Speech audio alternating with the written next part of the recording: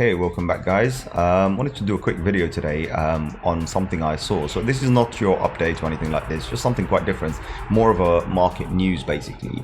I'm not sure if you guys have recently heard that Coinbase is planning to do an IPO, right? So that's something a lot of people, like, it's in the news, it's been everywhere, and I've got some articles here I want to show you. So let me quickly flip over to that screen, right? So here's CoinDesk, and you can see Coinbase is going public, everything you need to know. Very good news. So, we got the information that it's a US company which has filed with the SEC to become a publicly traded company. Now, what it did originally, it announced it wanted to do an IPO, but it's kind of bypassing the IPO, and it's now going to be doing a direct listing rather than doing a thing. So, there's certain things you have to understand, like how this works, right? So let's have a look. So we know Coinbase, it will be on NASDAQ with its Class A shares, and would be listed under the ticker COIN, right? Who will be able to buy? You notice that you have to be a registered user with a brokerage in the US for you to trade on NASDAQ. So basically what they're trying to say, you have to be an accredited investor to be in it, right? So very basic. I mean, we just leave that there, but I want to take you to the documentation, a few other things that I've seen, right? So what I noticed was recently Coinbase, so the news broke out, a few other news agencies have actually mentioned this, that Coinbase is now planning to offer cryptocurrencies as well. So probably because they realize they're not going to get enough money or whatever, so they want to launch cryptocurrency as well. So while they said that, I said, okay, do you know what, I'm going to go and I'm going to have a little look. I'm going to go to the SEC, the S1 form, the .gov S1 form, and see what they're talking about. So as you can see, this was published on the 25th of February 2021, right? And the form is the S1 form, which is the one that you have to file with SEC in order for you to do an IPO or a direct sale, basically. So they filed all of this, and a few things came to me, to my notice, basically. And one of those I want to quickly show you. Actually, let me just quickly go there and show you, right? And this one is going to give you a bigger perspective of what I've been saying so far. So we know that in the industry, a lot of people talk about how, the cryptocurrency, the institutions are coming, and they've been saying this for many years. I mean, since I've been in cryptocurrency, I've heard this, institutions will come. At some point they're coming, later on they're coming. It's always coming. And I've always said, no, they're not coming, they're already here, right? And just to prove that point, if I go to section 2, so forget the letter, if I go to section 2 of this, so here we are, and if I just highlight this for you, right, what you will realize is what it's telling us, right? They have 43 million retail users that they have identified, approximately. So they're not quite sure, but they're saying 43 million. Guys, even if it's off by a million, it doesn't matter. 43 million. So over 40 million retail investors are using Coinbase. Okay, they already have identified that, number one. Number two, they have identified 7,000 institutions, and they have not said approximately on those 7,000 institutions, right? Now, remember earlier on another video, I said how the Fortune 500 will be coming in when the market hits trillion. That's there, and I've already said that there are many there that we don't even know about, and this just proves the point. Imagine the top 10 cryptocurrency exchanges. Imagine how many institutions are on them. Okay, even if they say Coinbase said 7,000, and we just average it and we say, okay, some may have 3, some may have 7, some may have whatever, but our average would be around 5,000. If 10 exchanges had 5,000 institutions with each of them, do you understand the implications of that? I mean, we could be looking at 50,000. I'll just say, you know what, forget 50,000. I'll call it 25,000 institutions are there. That's a hell of a lot more than the Fortune 500 that are already in the game. So this just kind of needs to explain to you, I mean, I'm hoping I can explain to you that they're already here.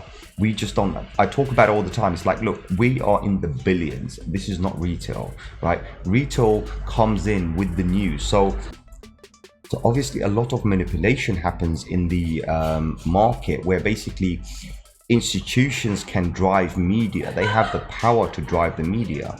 So this is what we're seeing. And if you look at the 115,000 ecosystem partners in over 100 countries, all of these numbers need to be multiplied in order for you to understand. And I'm talking about the multiplication over many exchanges, at least the top 10 cryptocurrency exchanges.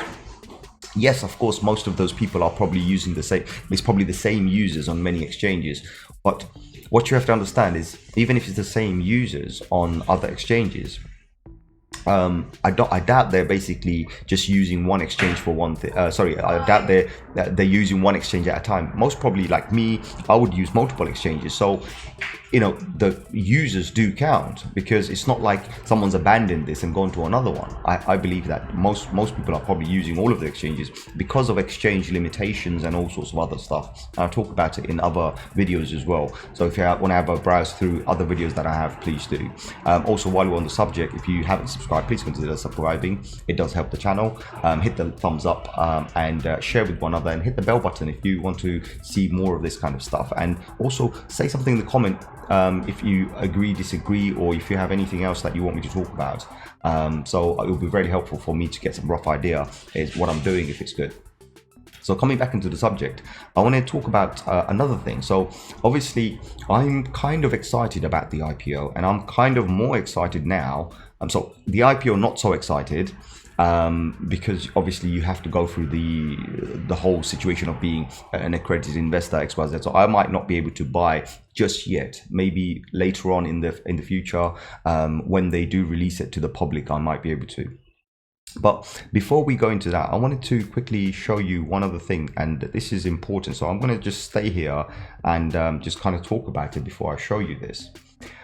Obviously, the cryptocurrency, the exchange is going to be launching on Nasdaq. Its Class A shares are priced at 0.00001 or whatever, but they'll be selling some share once it goes to the stock market. They'll be selling it for around $24 a share. So when they sell it for about $24 a share, so I know the price is going to be between less than a penny to $24. What I want to warn everybody is, if the cryptocurrency is released, number one thing we need to figure out is, what is the utilization? Does it have a use case? If it's got no use case, I'm personally not going to be investing anything. 0 penny, I can assure you that. However, if it does have some use case, like other cryptocurrency exchanges, I will be looking at that. And one thing I want to show you quickly, this is what their convertible shares would be, right? So this is, as you can see, per stock, this is what they've got so far, all right? And this is as of, right, 31st of December 2020.